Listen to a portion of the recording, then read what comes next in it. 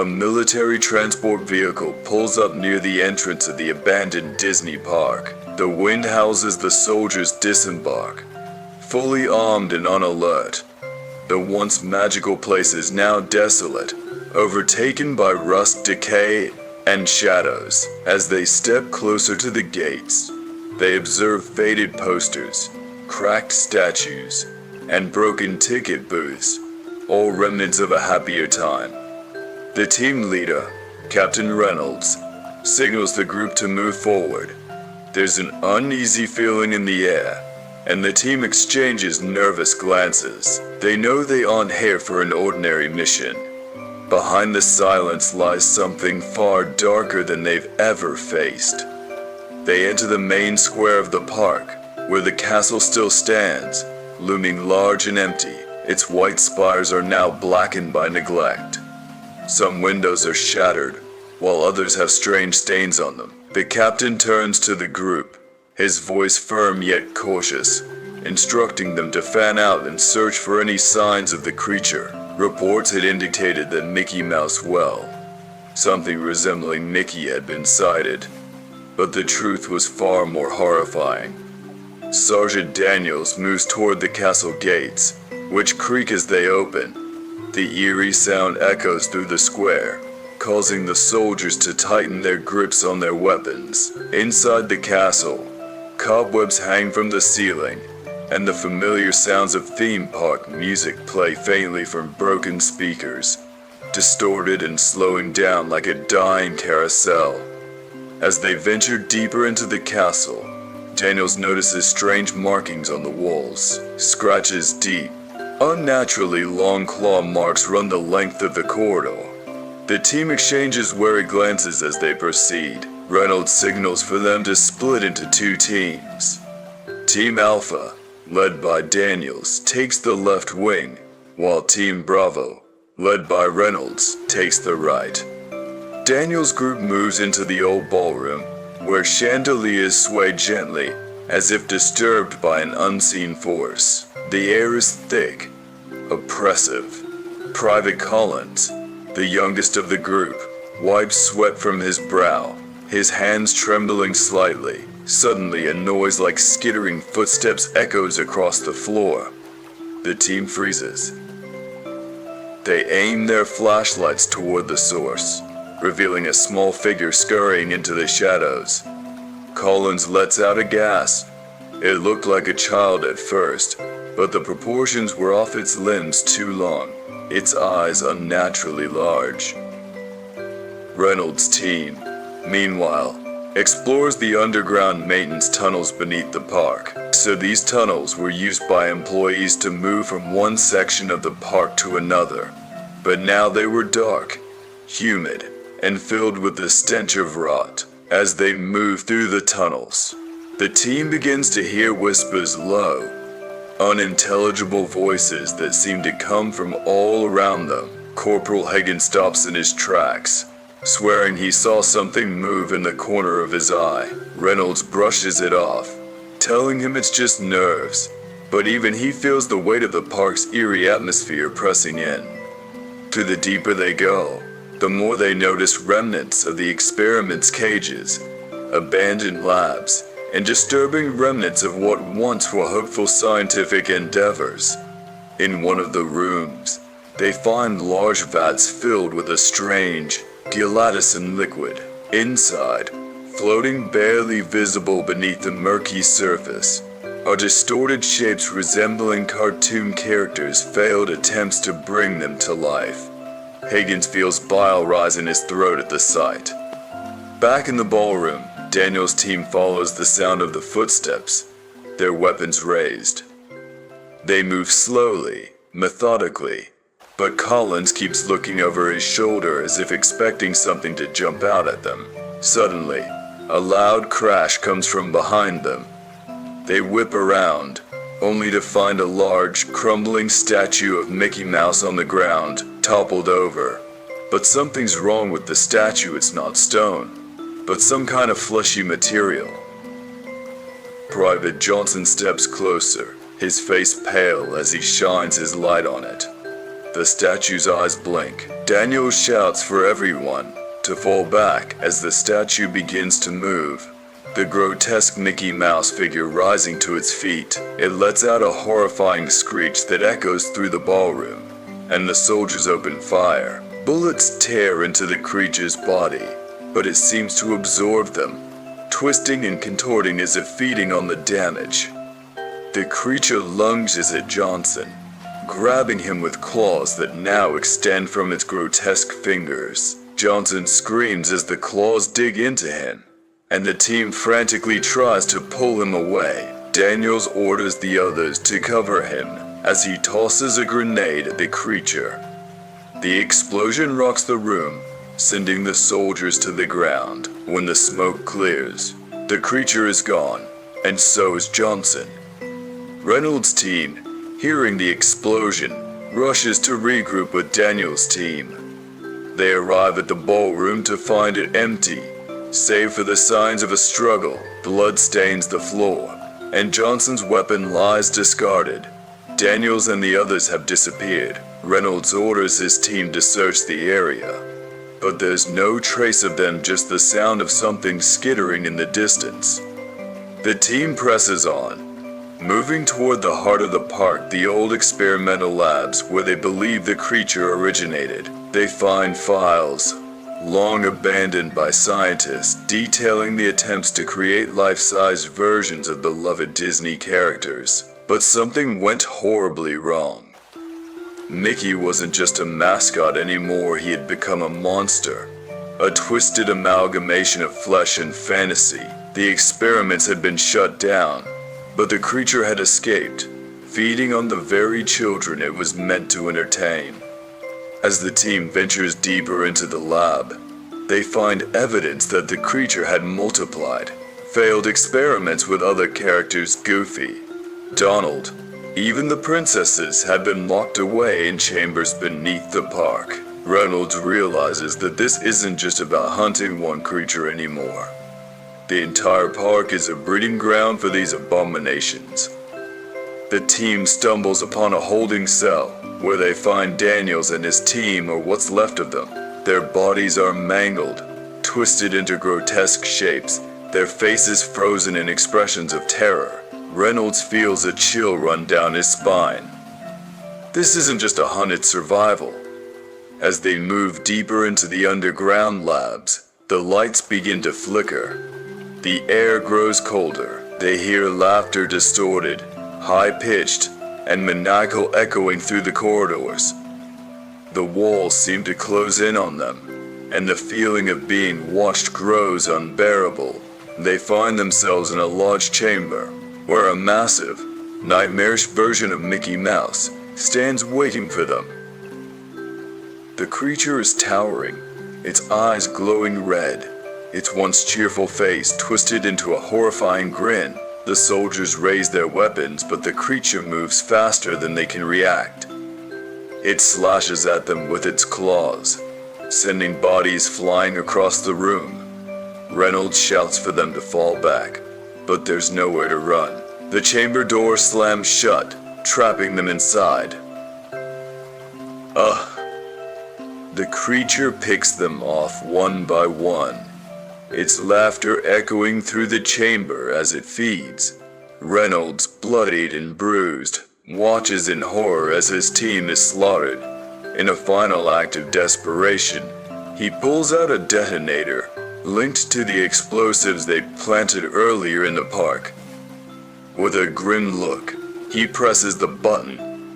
The park erupts in flames, the explosion rocking the ground as the creature lets out a deafening screech. The chamber collapses, burying the monster in rubble. As the smoke clears, Reynolds, barely alive, crawls from the wreckage, the sound of sirens in the distance. He looks back at the burning ruins of the park, knowing that the creature may be gone, but the horrors created in those labs are far from over. Somewhere, deep in the shadows of another abandoned park, more of these creatures are waiting, lurking, feeding, and soon, the world will know the true horror that lies beneath the magic of Disney. Here is the continuation of the story you requested. Following a new scientist named Charlie, who was studying the events of the previous expedition and attempting to retrieve a sample from the Mickey Mouse creature. The script builds on the eerie atmosphere and mystery while adding layers of suspense as the team dives back into the park. I'll aim to keep it double the length of the previous one and leave an open, mysterious ending. The room was cold, sterile. The hum of machines and the low voices of scientists filled the space, but Dr. Charlie Evans sat silently at his desk, staring at the reports in front of him. It had been months since the last mission, a classified military operation that ended in complete disaster. Charlie wasn't just any scientist, he'd been brought in specifically because of his expertise in genetics and experimental biology. He knew what had happened in the previous operation. Though the details were heavily redacted, he was here to understand how it went wrong and, more importantly, to retrieve what they'd lost. The Mickey Mouse creature. Or at least, that's what they were calling it for now. Charlie looked at the grainy footage recovered from the soldiers' helmet cams.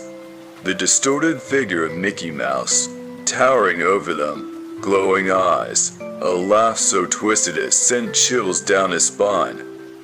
The files mentioned it had been created through a series of genetic experiments, an attempt to bring the famous cartoon character to life. It wasn't supposed to go wrong, but it did. A voice interrupted his thoughts. Dr. Samantha Brooks, his colleague, leaned over his desk, her face pale as she glanced at the same footage. "You're really going back in there?" she asked, her voice shaky. "After everything that happened?" Charlie sighed, pushing the files aside. "I don't have a choice.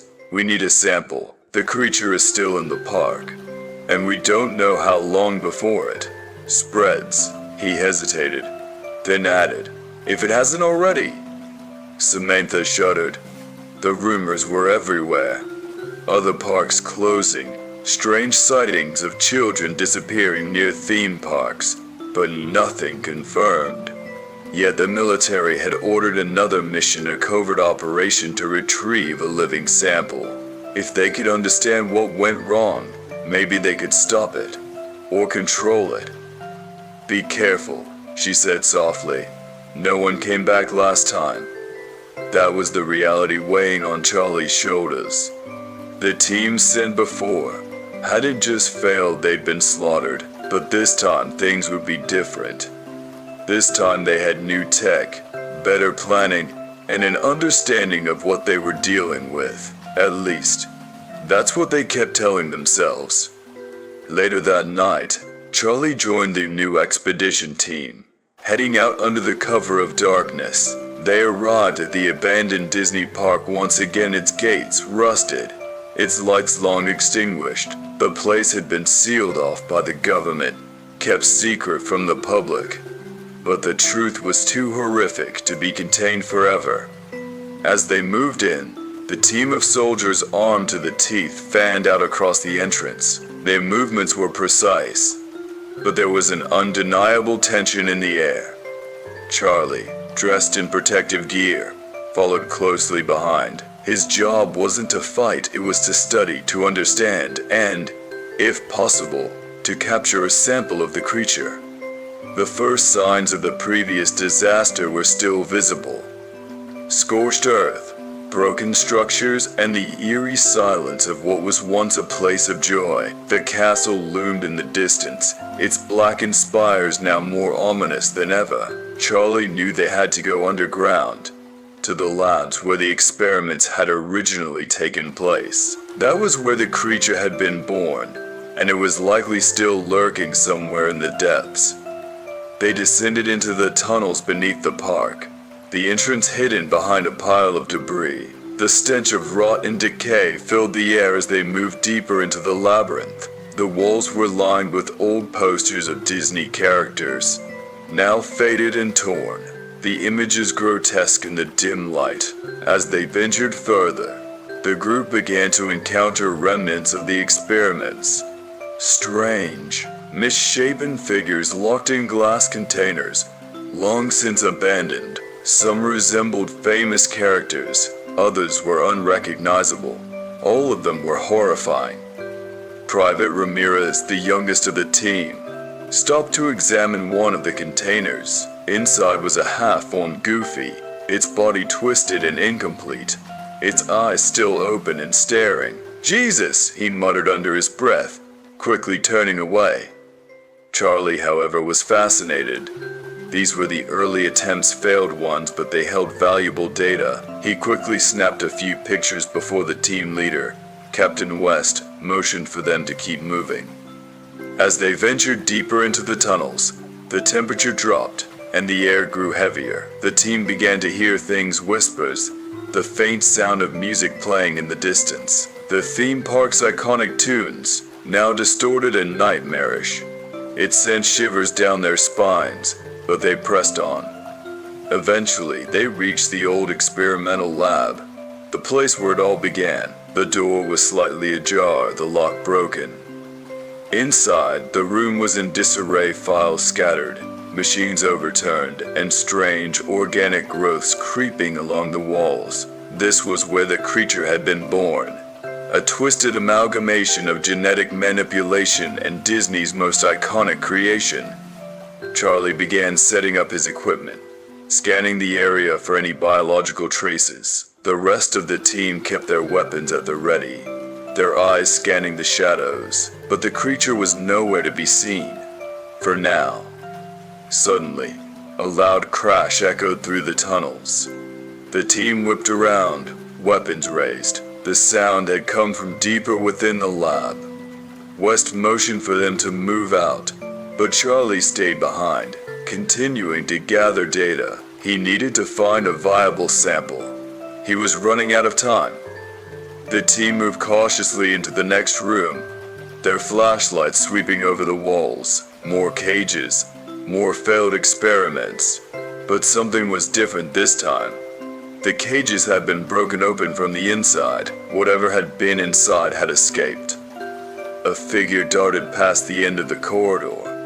It was quick, too quick to see clearly, but its shape was unmistakable. The soldiers tensed, weapons aimed, but the figure was gone as quickly as it appeared. They continued forward, their steps cautious, their breathing shallow. Then they found the main containment chamber. It was massive, larger than any of them had expected, and in the center of the room stood the creature. It was Mickey, but not the Mickey they remembered.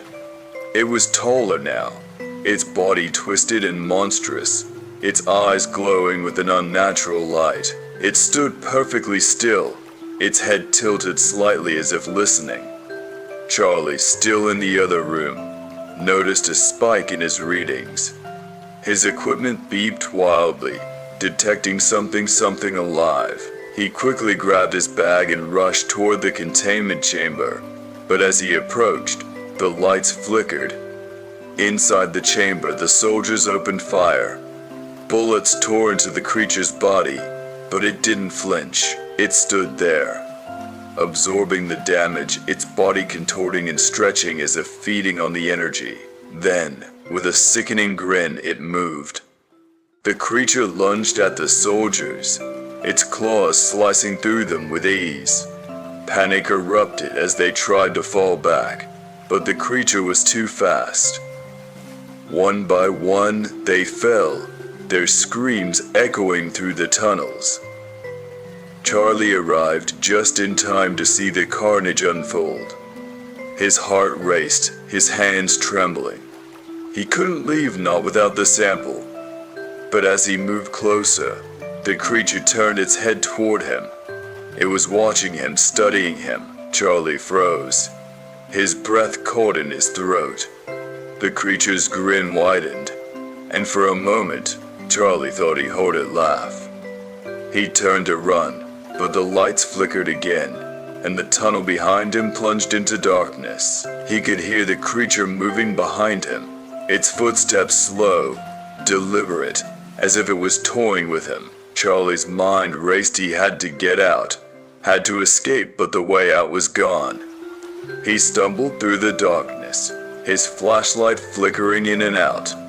The wall seemed to close in on him, and the sound of the creature's laughter grew louder. It was everywhere now, echoing through the tunnels, bouncing off the walls. Charlie tripped, falling hard to the ground.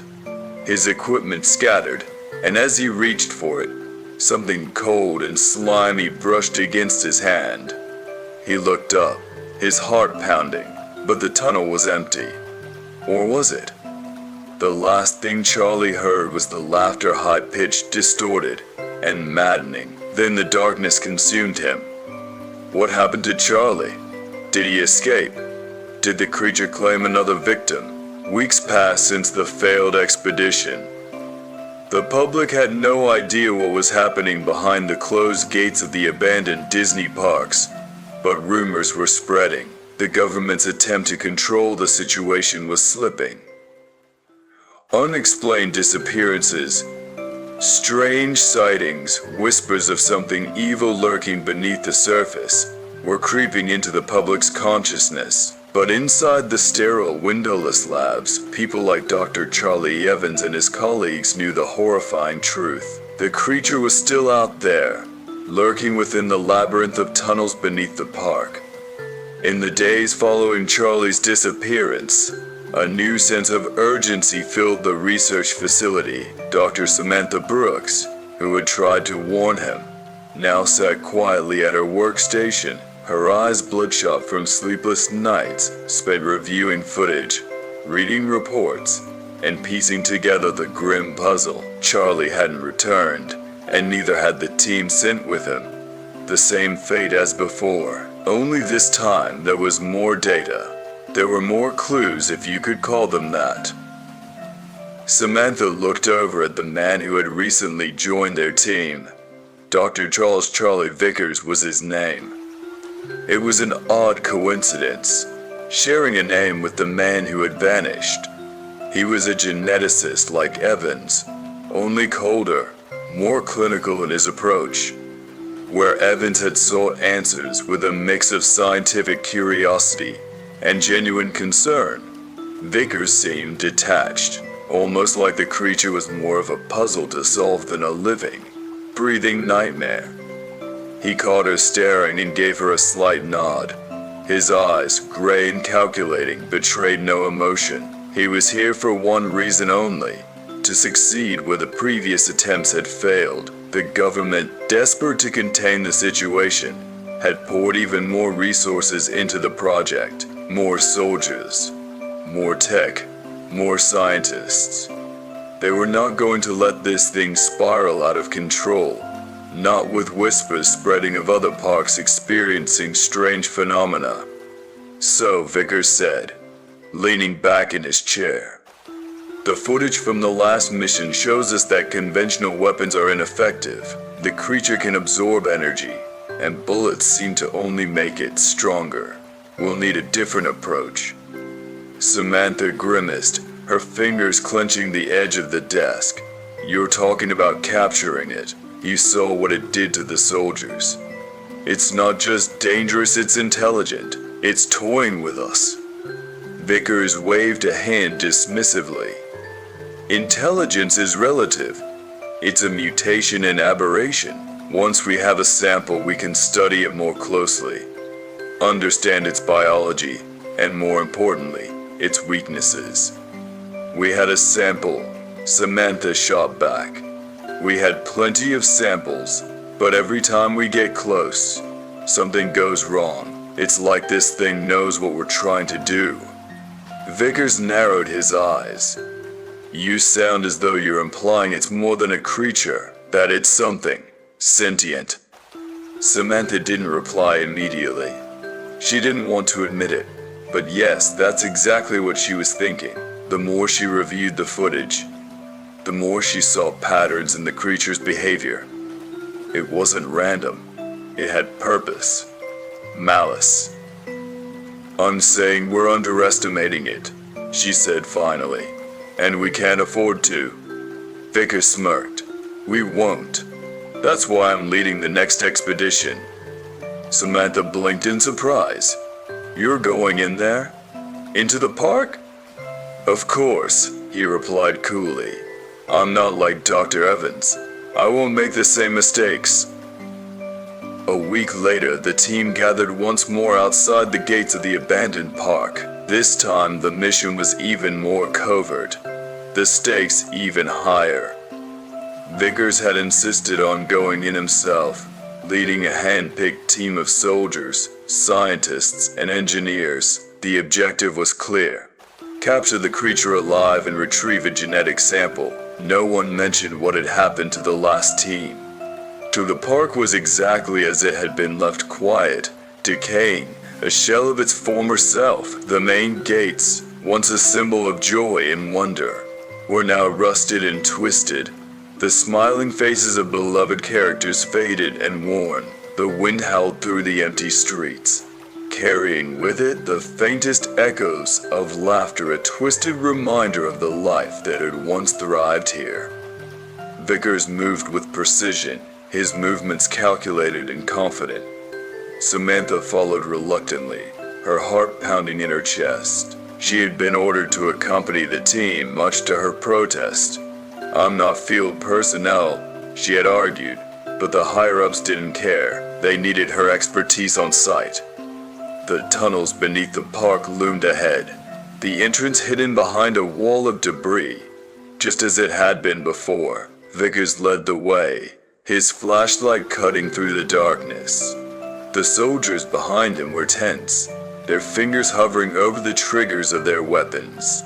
But Samantha knew it wouldn't matter. Conventional weapons wouldn't save them if things went south. As they descended into the bowels of the park, Samantha couldn't shake the feeling that they were walking into a trap. The creature knew they were coming. It always did. And yet, here they were again, marching into its territory like lambs to the slaughter. The tunnels were, as they remembered, cold, damp, filled with the stench of decay. The walls were lined with broken displays, cages that had once housed failed experiments, and the eerie remnants of characters long forgotten. But there was something new this time. The organic growths that had lined the walls before were spreading, pulsating, as if the very structure of the park was alive, feeding off the same energy as the creature. "We need to move quickly," Vickers said, his voice steady. "We have new containment protocols. If we can get close enough, we can trap it and sedate it." Samantha wasn't convinced. The creature had been elusive, evading every attempt to contain it, but there was something about Vickers, his cold confidence, his refusal to acknowledge the danger that unsettled her. As they moved deeper into the tunnels, the air grew thick with tension.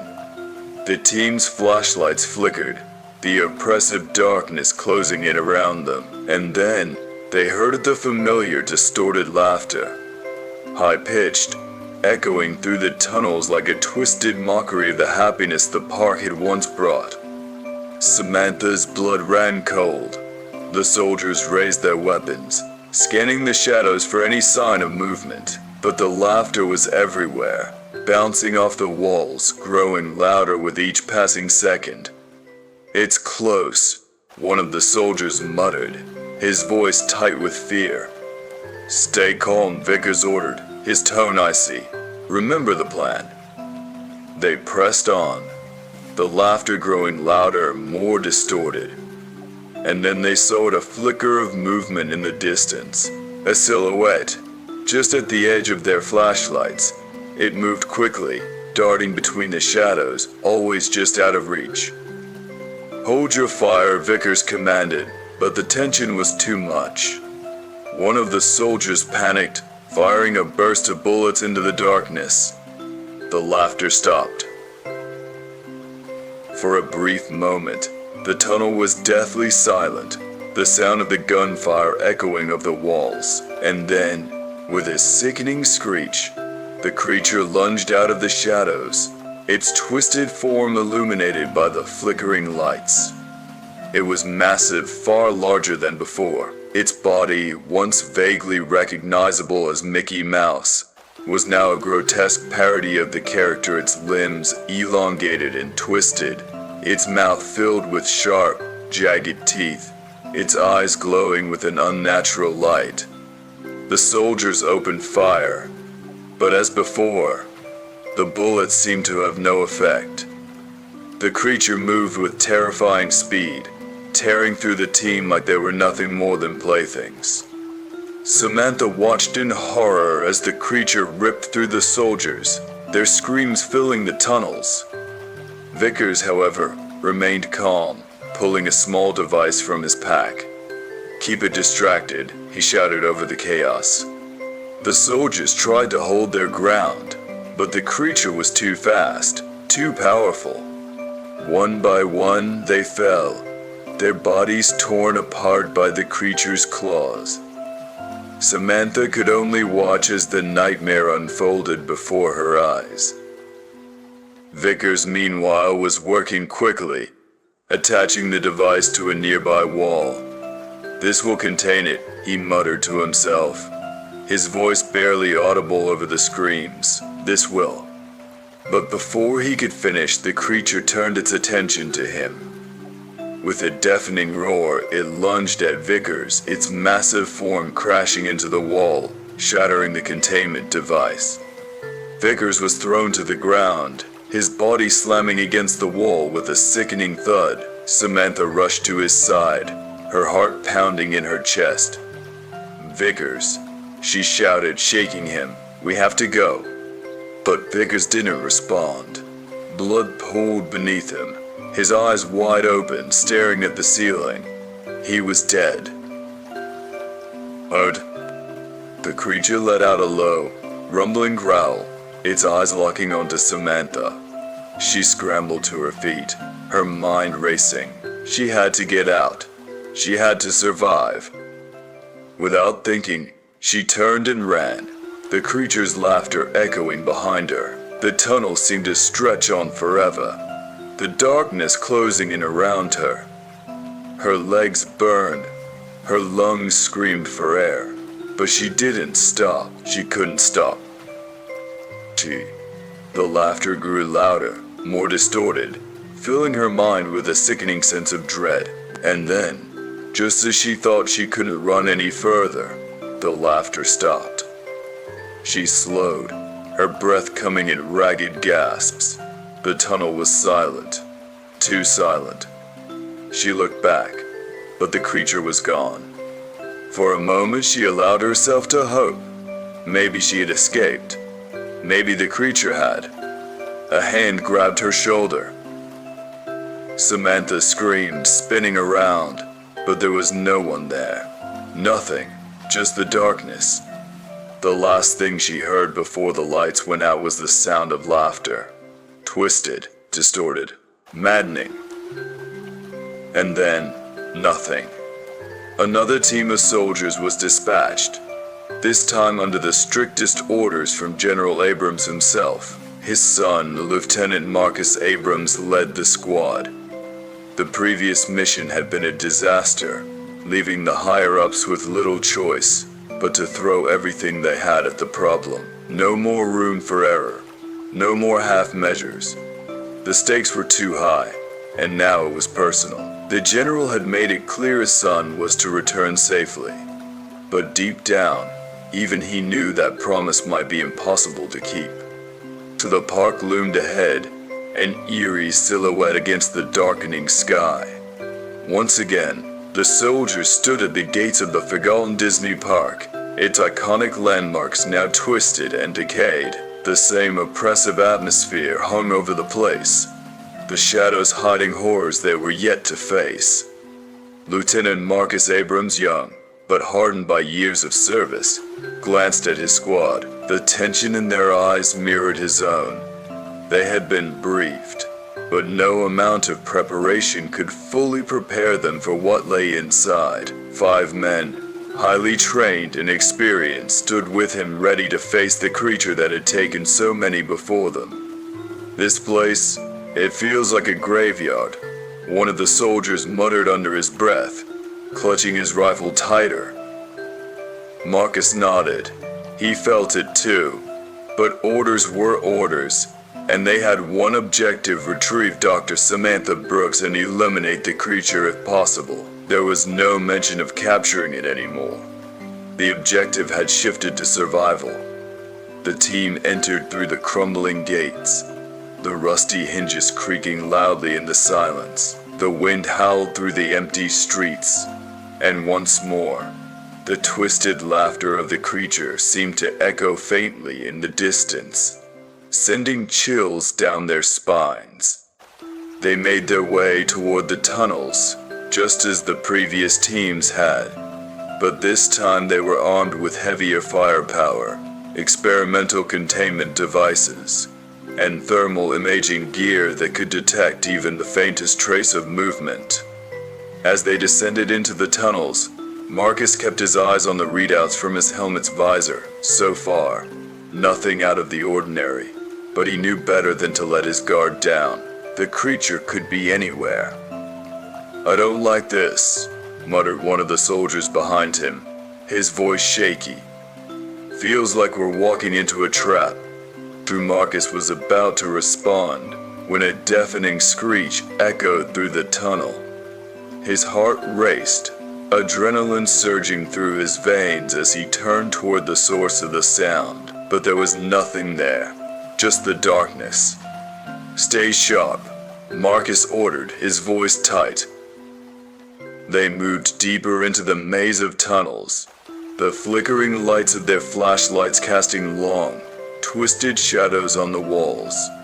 The air grew thick, the stench of decay and rot clinging to them like a second skin. It was then that they noticed something different. A new path, one that had been previously sealed, now lay open before them. The walls here were marked with strange organic growths, pulsating with an eerie glow. It was as if the very structure of the park was muting, changing in response to the creature's presence.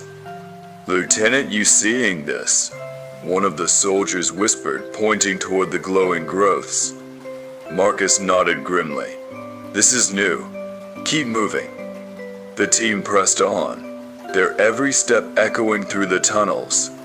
The feeling of being watched grew stronger, the oppressive weight of the creature's presence hanging over them like a shadow. And then, without warning, it struck.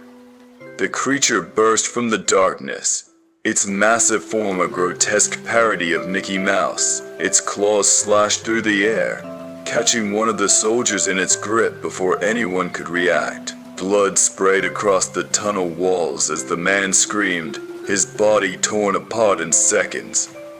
"Open fire!" Marcus yelled, his voice barely audible over the sound of gunfire. The remaining soldiers unloaded their weapons, the tunnel filling with the deafening roar of bullets and explosions. But just as before, the creature seemed unaffected. It moved with unnatural speed, tearing through the squad with terrifying efficiency.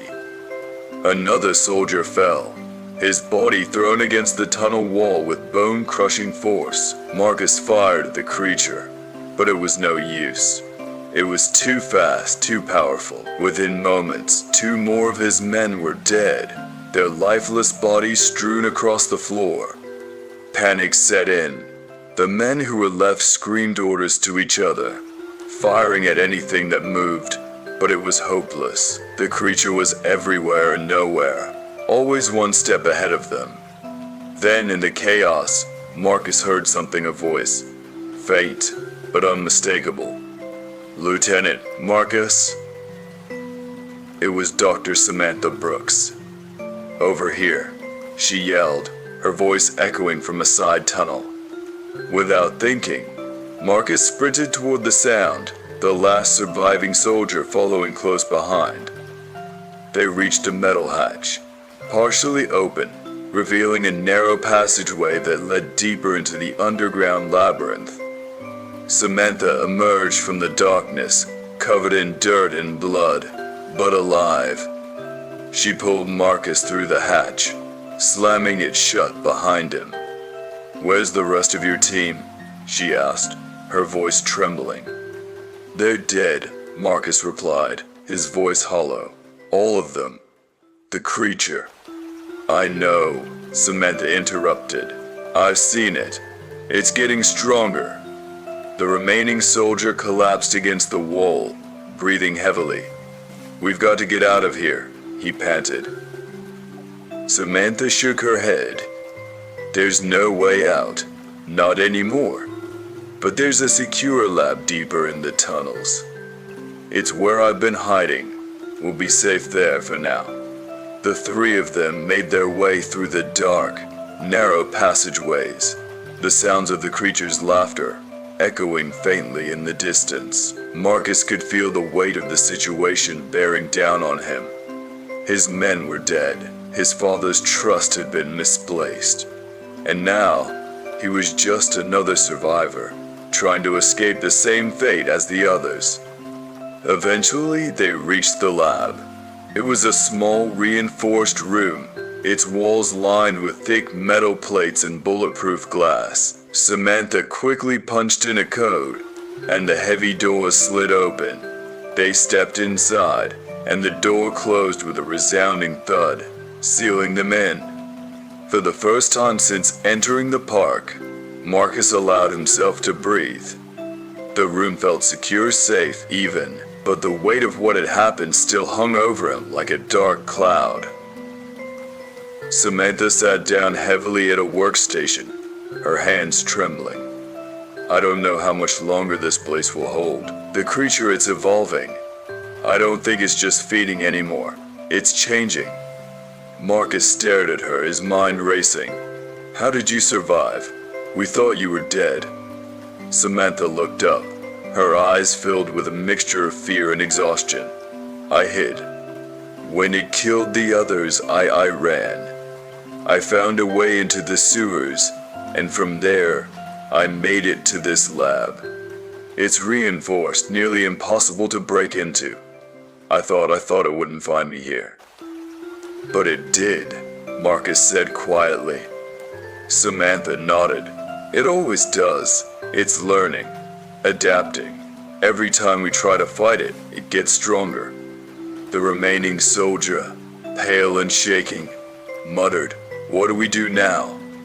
Samantha hesitated. "We wait. We hope reinforcements come, but I'm not sure they'll make it in time." Marcus clenched his fists, his thoughts a whirlwind of guilt and anger. He had led his men into this nightmare, and now they were dead. And for what? To fight a creature that couldn't be killed? The sound of laughter, faint but unmistakable, echoed through the air vents. Samantha's eyes widened in terror. "It's here," she whispered. Marcus stood up, his heart pounding in his chest. The laughter grew louder, more distorted, filling the small lab with its sickening sound. The lights flickered. Suddenly, a loud crash echoed through the room. Something was outside, pounding against the reinforced door. The metal creaked under the strain, the sound of claws scraping against the surface filling the air. Samantha backed away from the door, her face pale. "It's trying to get in." The door buckled, but held firm. For now. The creature's laughter grew louder, more frenzied. As it continued its assault on the door, Marcus drew his weapon, knowing it was useless, but unwilling to go down without a fight. The last thing they heard was the sound of the door beginning to give way, and then darkness. Hours passed in tense silence. The reinforced door that had been bending under the creature's strength was now still, as if whatever horror lurked outside had simply given up. But Marcus, Dr. Samantha Brooks, and the remaining soldier, Private Hendricks, weren't fooled. The creature's sudden retreat made no sense, and that in itself was more terrifying than its relentless pursuit. The three of them sat in the dim, cold light of the lab, the silence oppressive. No sounds of scraping claws, no distant laughter, just eerie stillness. It was as if the entire park hid into a deadly, quiet slumber. "What the hell is happening out there?" Hendrix whispered, breaking the silence. Samantha shook her head, her brow furrowed in confusion. "I don't know.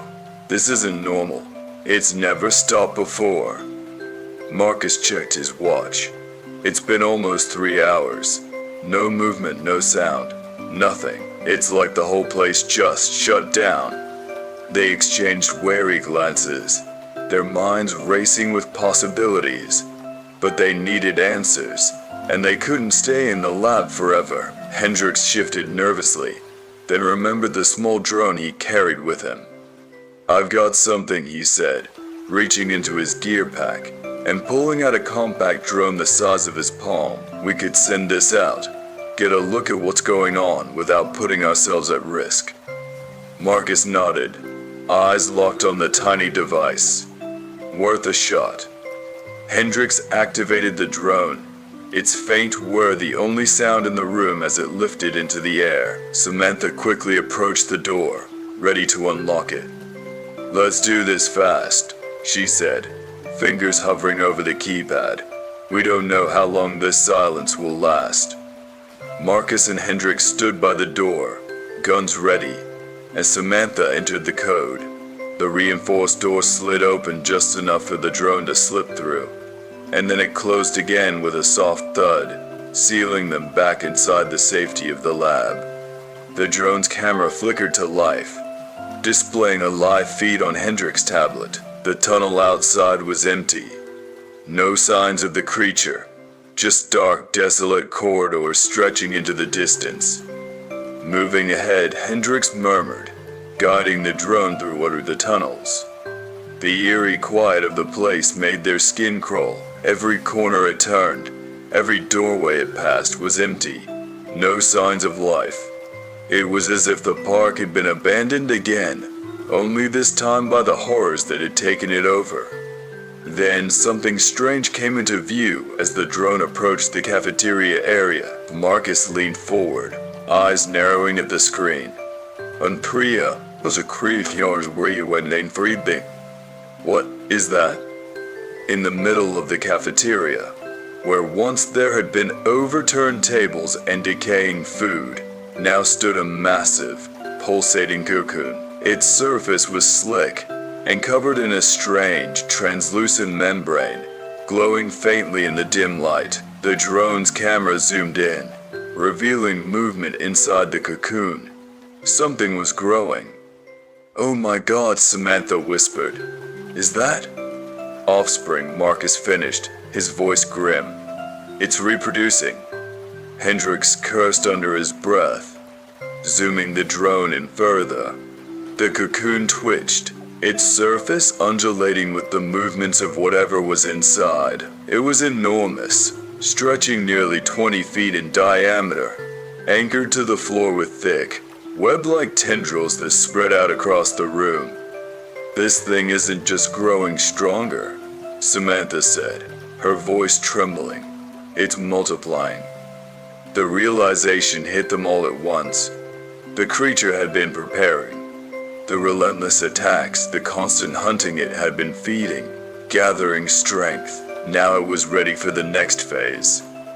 "We have to destroy that thing," Marcus said, his eyes hardening with resolve. "We can't let this thing hatch." Samantha hesitated, fear flickering in her eyes.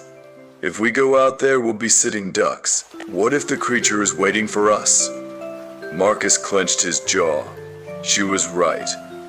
The creature could be lurking nearby, watching, waiting for them to step outside the safety of the lab. But they couldn't just stay in the lab and wait for it to grow stronger. "We'll move fast," Marcus said. "Get in, plant explosives, get out.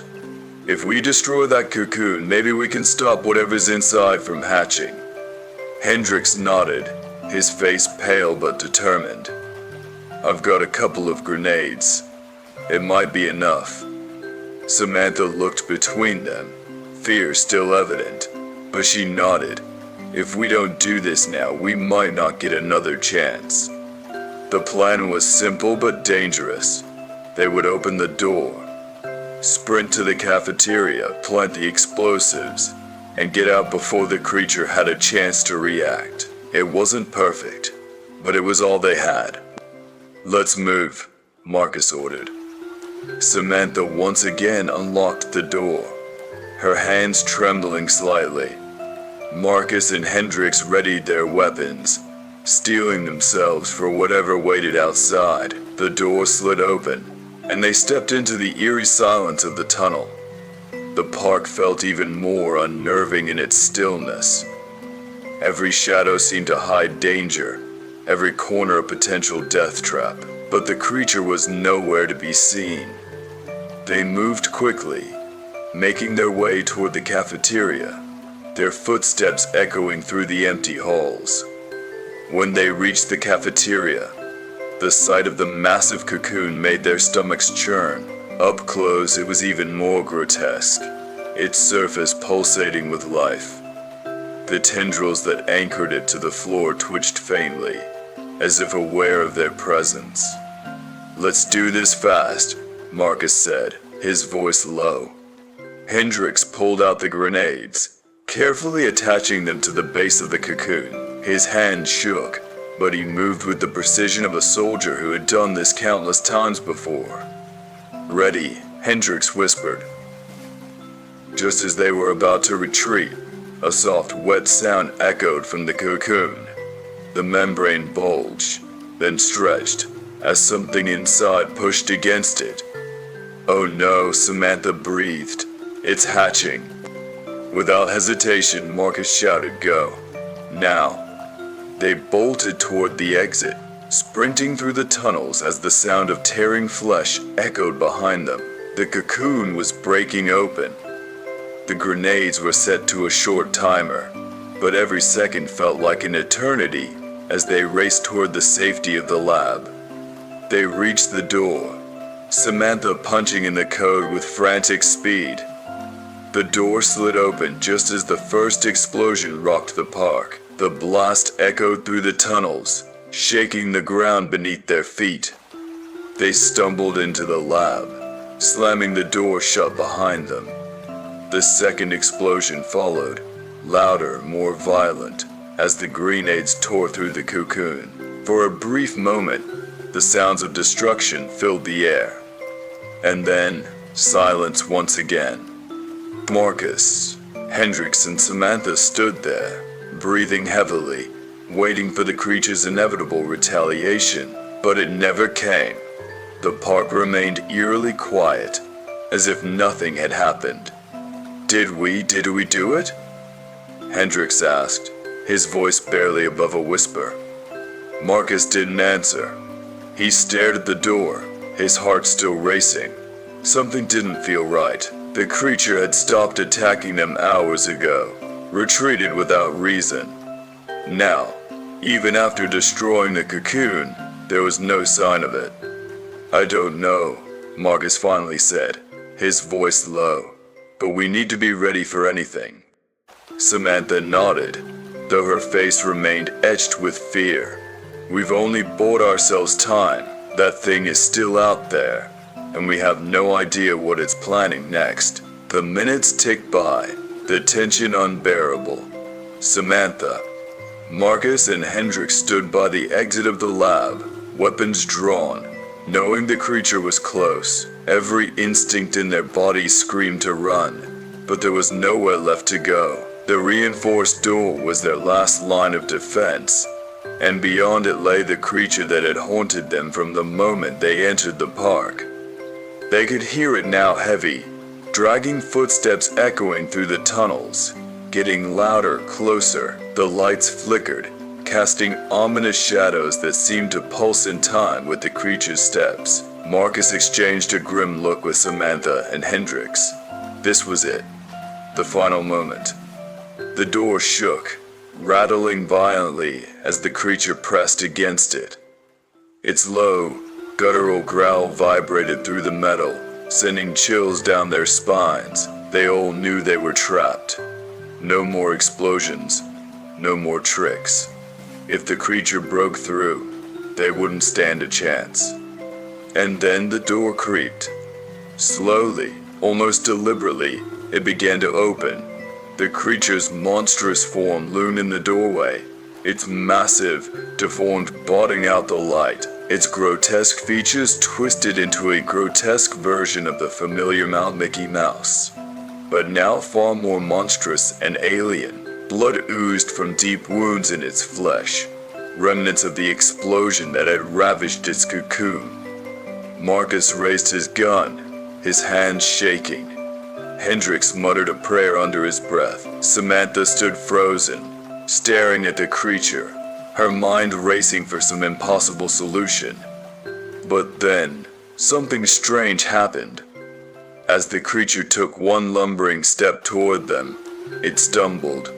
Its huge, clawed foot dragged across the floor, leaving a bloody trail behind. The next step was even more unstable, its once towering figure swaying, as if it were struggling to stay upright. With a low, pained growl, the creature collapsed just feet from them, its massive body hitting the ground with a sickening thud. The three of them stood in stunned silence, staring at the fallen beast. It twitched weakly, its limbs jerking as if trying to move, but it was clear the creature was dying.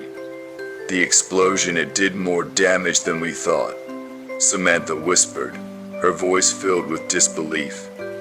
Marcus cautiously approached the creature, his gun still trained on its massive form. He could see its chest rising and falling in shallow breaths, each one weaker than the last. Whatever strength it had left was rapidly fading. With a final strangled gurgle, the creature's body went still. They had done it. The creature was dead.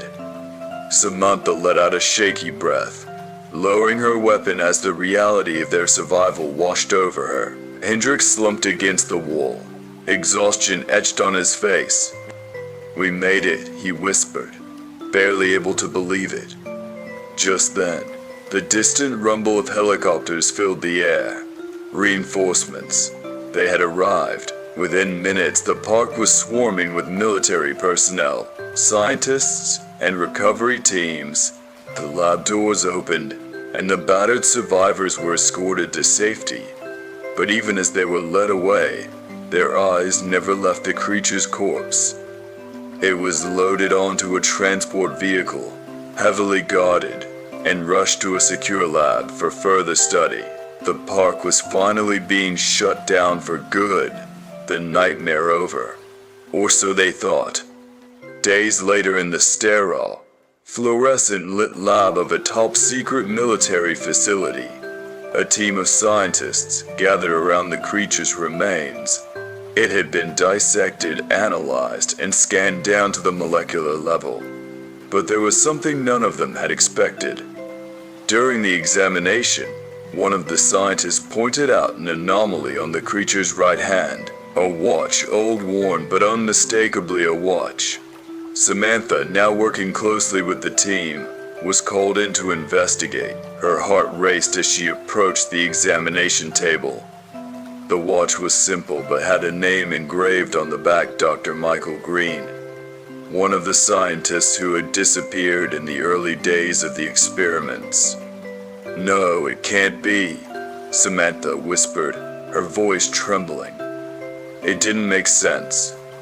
Dr. Green had been one of the leading scientists in the attempt to bring Mickey Mouse to life. He had vanished without a trace during the initial phase of the project, presumed dead or worse. But now, staring at the watch on the creature's wrist, a horrifying realization began to dawn on her. Without wasting another moment, she ordered a DNA test on the creature's remains. The results took hours, but when they finally came in, they confirmed her worst fears. The creature wasn't the original Mickey Mouse experiment. It was Dr. Michael Green. Somehow, in the madness of the experiments, Dr. Green had been transformed into the very monster they had been trying to create. The grotesque, twisted being they had fought and killed was not patient zero. It was one of their own, mutated beyond recognition, fused with the genetic material of the original creature. Samantha stared at the DNA report in horror, her mind reeling. If Dr. Green had become this thing, then where was the original? Where was Patient Zero? The creature that had started it all. The truth hit her like a sledgehammer. The real monster was still out there. Samantha sank into a chair, her hands trembling as she clutched the report. The nightmare wasn't over. Not even close. Somewhere, deep within the bowels of the park, or perhaps in another abandoned facility, the true creature still lurked, waiting, watching. And it was only a matter of time before it struck again.